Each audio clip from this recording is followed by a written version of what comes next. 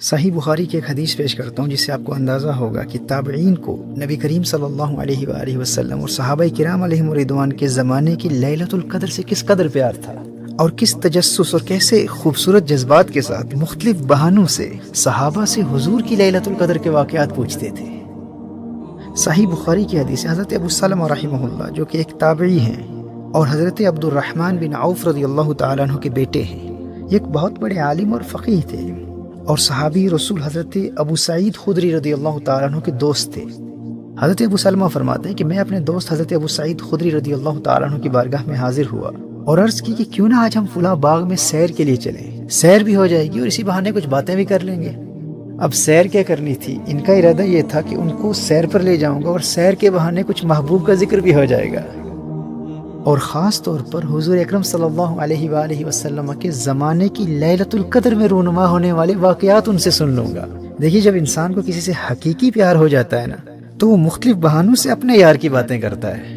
اب جب یہ روانہ ہوئے تو حضرت ابو سلمہ رضی اللہ تعالیٰ عنہ نے حضرت ابو سعید خدری رضی اللہ تعالیٰ عنہ سے پوچھا، حدثنی ما سمعت من النبی صلی اللہ علیہ وآلہ وسلم فی لیلۃ القدر، شب قدر کے متعلق آپ نے جو نبی کریم صلی اللہ علیہ وآلہ وسلم سے سنا ہے کچھ اس کے متعلق مجھے بھی بتائیے۔ حضرت ابو سعید خدری رضی اللہ تعالیٰ عنہ نے نبی کریم صلی اللہ علیہ وآلہ وسلم کے زمانے کی لیلۃ القدر کا ایک دلچسپ واقعہ بیان کیا۔ آپ نے فرمایا کہ نبی کریم صلی اللہ علیہ وآلہ وسلم نے ماہ رمضان کے پہلے عشرے میں اعتکاف کیا، فاعتکفنا معه فأتاه جبریل فقال ان الذي تطلب امامك، ہم صحابہ نے بھی آقا کریم صلی اللہ علیہ وآلہ وسلم کے ساتھ اعتکاف کیا اور جبریل امین نازل ہوئے اور بتایا کہ آپ جس کی تلاش میں ہیں وہ آگے ہے، یعنی ابھی جس پہلے عشرے میں آپ لیلۃ القدر کو تلاش کر رہے تھے اس میں لیلۃ القدر نہیں تھی، لیلۃ القدر ابھی اس سے آگے ہے۔ چنانچہ نبی کریم صلی اللہ علیہ وآلہ وسلم نے دوسرے عشرے میں بھی اعتکاف کیا اور ہم صحابہ نے بھی حضور اکرم صلی اللہ علیہ وآلہ وسلم کے ساتھ دوسرے عشرے میں پھر اعتکاف کیا۔ اب ایک مرتبہ پھر جبریل امین آئے اور آ کر بتایا کہ آپ جس کی تلاش میں ہیں وہ آگے ہیں۔ اب یہاں ایک روایت میں یہ الفاظ ملتے ہیں کہ اس وقت صحابہ کرام علیہم رضوان اپنے گھروں کو روانہ ہو چکے تھے کیونکہ 20 دن مسلسل اعتکاف کے گزر چکے تھے،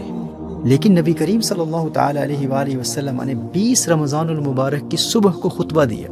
اور خطبے میں فرمایا کہ جس نے میرے ساتھ اعتکاف کیا تھا وہ لوٹ کے آ جائے اور پھر اعتکاف کرے، کیونکہ مجھے لیلۃ القدر دکھائی گئی ہے اور بلا دی گئی ہے۔ اب یہاں مختلف روایات ہیں، اس مقام پر ایک روایت میں یہ آتا ہے کہ تم لیلۃ القدر کو آخری عشرہ کی طاق راتوں میں تلاش کرو۔ اب یہاں نبی کریم صلی اللہ علیہ وآلہ وسلم نے اپنے خواب کا ذکر کیا کہ حضور اکرم صلی اللہ علیہ وآلہ وسلم کو کیا دکھایا گیا ہے۔ فرمایا انی رأیت کأنی اسجد فی تین وماء، فرمایا میں نے خود کو یوں دیکھا کہ گویا کہ میں مٹی اور پانی میں سجدہ کر رہا ہوں، یعنی اس وقت کی لیلۃ القدر کی ایک علامت دکھائی گئی کہ اس رات نبی کریم صلی اللہ تعالی علیہ وآلہ وسلم یوں سجدہ کریں گے کہ مٹی اور بارش کی برسات کی وجہ سے زمین پر گارا ہوگا۔ حضرت ابو سعید خدری رضی اللہ تعالیٰ عنہ ارشاد فرماتے ہیں کہ اس وقت مطلع اس قدر صاف تھا کہ آسمان پر بادلوں کا نام و نشان تک نہ تھا۔ فرمایا لیکن ہم کیا دیکھتے ہیں کہ اچانک آسمان پر ایک پتلا سا بادل کا ٹکڑا آیا، اور ایک روایت میں ہے کہ دیکھتے ہی دیکھتے ہمارے سروں کے اوپر بادل کا وہ ٹکڑا پھیل گیا۔ نماز کی تکبیر ہوئی، نبی کریم صلی اللہ علیہ وآلہ وسلم نے نماز پڑھی، کہا کہ مسجد کی چھت کھجور کی شاخوں سے بنی ہوئی تھی، لیکن اس وقت اس قدر برسات ہوئی کہ مسجد کی چھت سے پانی ٹپکنے لگا۔ فرأیت رسول اللہ صلی اللہ علیہ وآلہ وسلم یسجد فی الماء والطین، جیسے نبی کریم صلی اللہ علیہ وآلہ وسلم نے بیان فرمایا تھا بالکل اسی طرح حضرت ابو سعید خدری رضی اللہ تعالیٰ عنہ ارشاد فرماتے ہیں کہ میں نے نبی کریم صلی اللہ تعالی علیہ وآلہ وسلم کو مٹی اور پانی پر سجدہ کرتے دیکھا، حتی رأیت اثر الطین فی جبہتہ، یہاں تک کہ میں نے نبی کریم صلی اللہ تعالی علیہ وآلہ وسلم کی پیشانی پر خاک طیبہ کا اثر دیکھا۔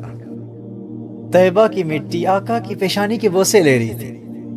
ہم تو یوں کہیں گے نا کہ گویا کہ زمین سے خاک طیبہ اور آسمان سے بارش دونوں مل کر لیلۃ القدر میں ہمارے آقا کریم صلی اللہ تعالی علیہ وآلہ وسلم کے چہرہ انور سے برکتیں حاصل کر رہے تھے۔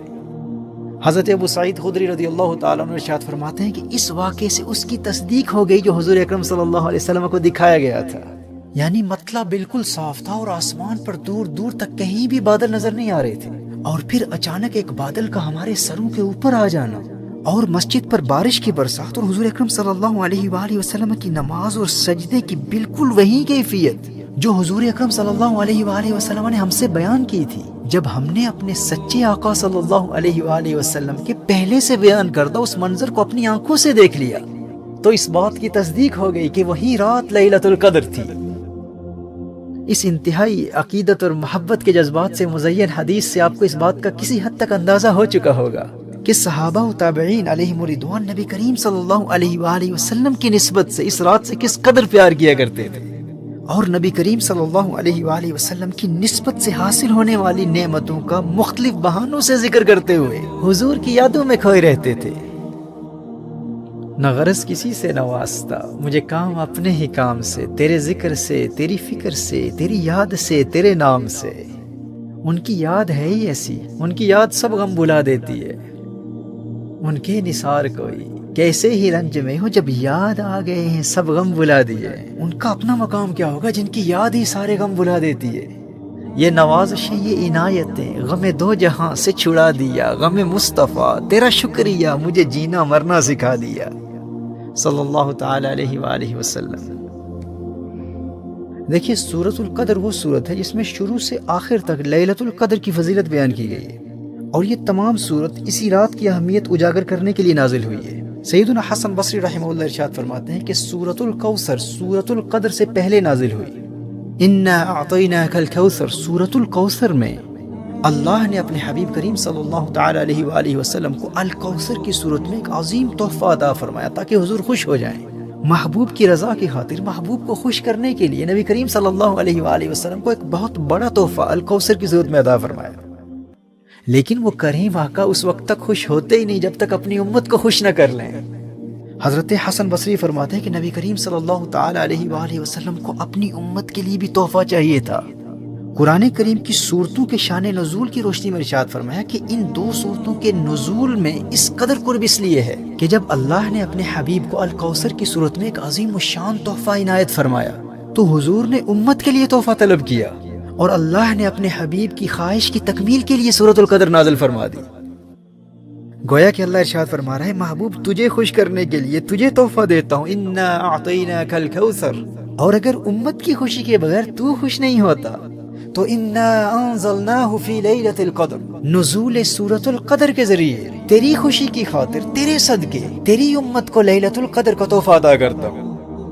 تو نبی کریم صلی اللہ علیہ وآلہ وسلم کے سچے عاشق یہ جو پورا سال بے چینی سے اس رات کی راہ دیکھتے ہیں اور ہر سال ماہ رمضان میں اس خاص رات کی تلاش اور اس کے حصول کے انتظار میں بےتاب رہتے ہیں، ایسا کیوں ہوتا ہے؟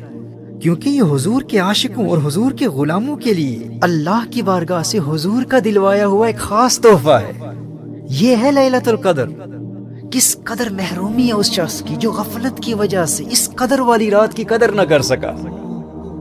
حضرت ابو بکر الوراق رحمہ اللہ ارشاد فرماتے ہیں کہ اس رات کو قدر والی رات کہا ہی اسی لیے جاتا ہے کہ زمانے میں جس کی کوئی قدر نہ کرتا ہو، اگر وہ عبادت کے ذریعے اس ایک رات کی قدر کر لے تو یہ قدر والی رات اس بے قدرے کو بھی صاحب قدر بنا دیتی ہے۔ تفسیر قرطبی میں امام قرطبی نے امام ابو بکر الوراق کا یہ قول نقل فرمایا جسے میں نے اپنے انداز اور الفاظ میں بیان کیا ہے۔ میرے دوستو، میری بھائی اور میری بہنوں، حضور سے سچی محبت کرنے والا سستی اور غفلت کی وجہ سے حضور کے دلوائے گئے اس تحفے کی کبھی بے ادبی نہیں کر سکتا۔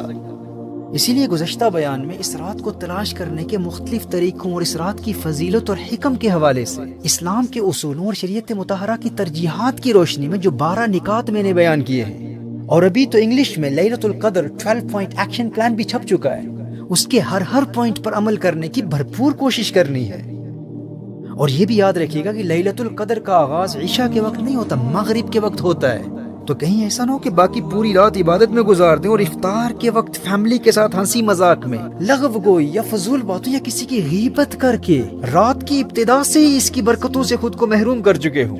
اسی طرح دیکھا گیا ہے کہ لوگ رات بھر عبادت کرتے ہیں اور سحری کے وقت سمجھتے ہیں کہ بھئی رات بھر خوب عبادت کر لی، خوب آنسو بہا لی، اب عبادت سے فارغ ہو چکے ہیں، اب سحری کرتے ہوئے، اب کھانا کھاتے ہوئے، اب ہنسی مذاق میں یا گپ شپ میں، فضول باتوں میں، لغو گوئی میں یا کسی کی غیبت بھی کر دی تو کیا فرق پڑتا ہے؟ ہم نے پوری رات عبادت میں گزار دی ہے۔ بھائی میرے نادان بھائی، یہ لیلۃ القدر تیری زندگی میں انقلاب برپا کرنے کے لیے آئی ہے۔ ابھی فجر کا وقت داخل ہی نہیں ہوا اور تو نے ابھی سے ہی گناہوں کا سلسلہ شروع کر دیا ہے۔ بہت احتیاط سے اپنی عبادات کی حفاظت کرتے ہوئے اس رات کی تعظیم و تکریم کا اہتمام کرنا ہے۔ اور یاد رکھنا یہ وہ رات ہے جس کے متعلق سورۃ القدر میں اللہ جل وعلا نے ارشاد فرمایا تنزل الملائکۃ والروح، اس رات میں ملائکہ کا نزول ہوتا ہے، اور اس کثرت سے ملائکہ کا نزول ہوتا ہے کہ ایک حدیث میں اس رات کی علامات میں سے ایک علامت یہ بھی بیان کی گئی ہے کہ اس رات کے گزرنے کے بعد جب سورج طلوع ہوتا ہے تو بغیر شعاعوں کے طلوع ہوتا ہے۔ اس حوالے سے ایک قول یہ بھی ہے کہ نوری فرشتے امت کی مغفرت اور ان کے دینی اور دنیاوی مسائل کے حل کے لیے اس کثرت سے آئے ہوتے ہیں کہ سورج کی شعاعیں ان کے نور میں گم ہو جاتی ہیں، لیکن یہ نظارہ صرف اہل نظر کو نظر آتا ہے۔ پھر فرمایا تنزل الملائکۃ والروح، پورے سال میں صرف ایک ہی رات ایسی ہے جب قرآن اور لیلۃ القدر کی صورت میں امت کو دیے گئے اس خاص تحفے کا جشن منانے کے لیے تمام فرشتوں کے سردار خود جبریل امین بھی تشریف لاتے ہیں۔ یاد رکھنا نبی کریم صلی اللہ تعالی علیہ وآلہ وسلم کے ظاہری پردہ فرمانے کے بعد صرف یہی ایک رات ہے، پورے سال میں صرف یہی ایک رات ہے جس میں جبریل امین حضور کے عاشقوں سے، حضور کے غلاموں سے ملاقات کے لیے خود تشریف لاتے ہیں۔ یہاں اللہ جل وعلا یاد دلا رہا ہے یہ کوئی عام رات نہیں ہے، اس رات تمہارے پاس اسے بھیج رہا ہوں جسے فقط اپنے محبوب کے پاس بھیجا کرتا تھا۔ میرے بھائی اور میری بہنوں، اس رات کو قدر والی رات اس لیے بھی کہا جاتا ہے کیونکہ اللہ نے سب سے زیادہ قدر والے فرشتے کو سب سے زیادہ قدر والی کتاب کے ساتھ سب سے زیادہ قدر والے رسول کے پاس بھیجا، اور اب قیامت تک سب سے زیادہ قدر والے رسول کے صدقے سب سے زیادہ قدر والی امت کی طرف صرف اسی رات سب سے زیادہ قدر والا فرشتہ خود آیا کرے گا۔ اسی لیے تو یہ رات قدر والی رات ہے۔ یہ وہ رات ہے جس سے جبریل امین بھی پیار کرتے ہیں اور نبی کریم بھی پیار کرتے ہیں صلی اللہ تعالی علیہ وآلہ وسلم۔ ہمیں اس رات سے اسی لیے تو پیار ہے نا کیونکہ یہ حضور کے دور کی رات ہے، یہ رات مصطفیٰ کے زمانے کی رات ہے، سجدے سے آج سر نہ اٹھانے کی رات ہے، گل کر دو سب چراغ کے اندر ہو روشنی، یہ رات تو دلوں کو جلانے کی رات ہے۔ کس قدر محرومی ہے اس شخص کی جو اس رات زندہ تو ہو لیکن اپنے مردہ دل کو زندہ نہ کر سکا۔ یہ رات مصطفیٰ کے زمانے کی رات ہے، سجدے سے آج سر نہ اٹھانے کی رات ہے، گل کر دو سب چراغ کے اندر ہو روشنی۔ اگر باطنی روشنی چاہتے ہو تو ظاہری چراغوں کو بجھانا پڑے گا، اپنی آنکھوں کو بند رکھنا پڑے گا، دنیا کے حسن سے کنارہ کرنا پڑے گا، پھر دل کی آنکھ کھلے گی۔ ہو دید کا جو شوق تو آنکھوں کو بند کر، ہے دیکھنا یہی کہ نہ دیکھا کرے کوئی۔ اور پھر کہتی ہو کہ انہیں دیکھنا چاہتا ہوں لیکن دنیا کی چراغوں کو بجھانے کے لیے بھی تیار نہیں ہوں، چاہتا ہوں کہ دل کی آنکھ کھل جائے لیکن میں یہ ظاہری آنکھیں بند تو نہیں کر سکتا، میں موویز بھی دیکھوں گا، بدنگاہی بھی کروں گا، لیکن انہیں بھی دیکھنا چاہتا ہوں۔ کوئی قربانی دینے کے لیے تیار نہیں ہو سکتا لیکن انہیں دیکھنا چاہتا ہوں۔ دنیا کے ہر کام کے لیے قربانی دینے کے لیے تو تیار ہے لیکن ان کی رضا، ان کی خوشی کے لیے کچھ قربان نہیں کر سکتا۔ تو نے عشق کو کھیل سمجھ رکھا ہے۔ کل تک جو قوم کھیلتی تھی شمشیروں کے ساتھ آج فلمیں دیکھتی ہے ہمشیروں کے ساتھ۔ تو شمشیروں کے ساتھ کھیلنے والا تھا، آج اپنی بہنوں کے ساتھ موویاں دیکھنے والا بن گیا اور پھر ان سے محبت کا دعویٰ بھی ہے۔ یہ وہ رات ہے جو تیرے باطن میں ایسا انقلاب برپا کر دے گی کہ تو دنیا کی ہر خواہش قربان کرنے کے لیے تیار ہو جائے گا، بس خلوص نیت سے اس قدر والی رات کی قدر کر لے۔ گل کر دو سب چراغ کے اندر ہو روشنی، یہ رات تو دلوں کو جلانے کی رات ہے۔ آئے ہیں آج ہم کو فرشتے خریدنے، آئے ہیں آج ہم کو فرشتے خریدنے، یہ عشق کی دکان سجانے کی رات ہے۔ چلتے ہیں آؤ ساقیے کوثر کی گھاٹ پر، یہ حشر تک کی پیاس بجھانے کی رات ہے۔ آہوں سے سسکیوں سے دعا سے درود سے، عرش خدا کا پایا ہلانے کی رات ہے۔ پہچانتے بھی ہو کہ نہیں اپنے آپ کو، آئینہ زندگی کو دکھانے کی رات ہے۔ سجدوں کے ساتھ ساتھ مظفر حیات کو، گرویدہ جہاد بنانے کی رات ہے۔ یہ رات مصطفیٰ کے زمانے کی رات ہے، سجدے سے آج سر نہ اٹھانے کی رات ہے۔